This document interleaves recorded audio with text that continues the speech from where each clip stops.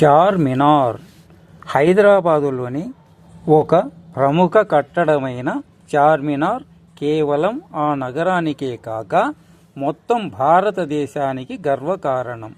ముత్యాల నగరంగా ప్రసిద్ధి పొందిన భాగ్యనగరానికి ఓ కొండగుర్తులా నిలుస్తున్న చార్మినార్ క్రీస్తు శకము 1591లో నిర్మించారు. అతి భయంకరమైన ప్లేగు వ్యాధి నివారణకు ఒక చిహ్నంగా కట్టబడిన ఈ మహానిర్మాణం ఆ వ్యాధితో అసువులు బాసిన వారికి నివాళిగా నిలవడమేగాక మానవజాతి ఆత్మస్థైర్యానికి ఓ నిదర్శనంగానూ నిలుస్తుంది. చార్మినార్ని మహమ్మద్ కులీ కుతుబ్ షా కట్టించాడు.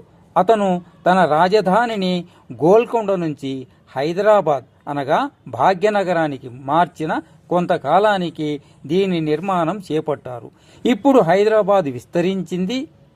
పాత నగరం అందులో ఒక చిన్న భాగమై పోయింది. కానీ అప్పట్లో హైదరాబాద్ నడిబొడ్డున చార్మినారే ఉండేది. గ్రానైట్ రాళ్ళు, సున్నం, బంకమట్టి, పాలరాతి తునకలను ఉపయోగించి ఈ కట్టడాన్ని నిర్మించారు. ఇది చతుస్రాకారంలో ఉంటుంది.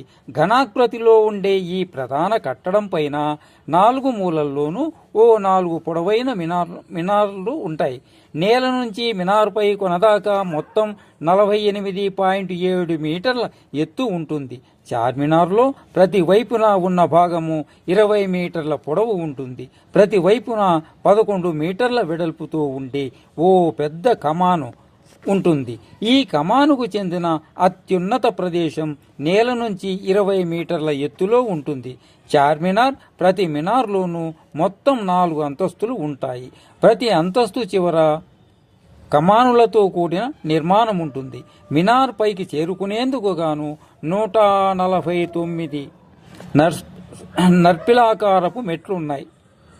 ఇందులో మిగతా భాగాన్ని కుతుబ్ షాహీ కాలంలో ఒక దర్బారులో ఉపయోగించేవారు. చార్మినార్ మొత్తం మీద దేవుడిని ప్రార్థించేందుకు అనువుగా మొత్తం 45 ప్రదేశాలు ఉండడం విశేషం.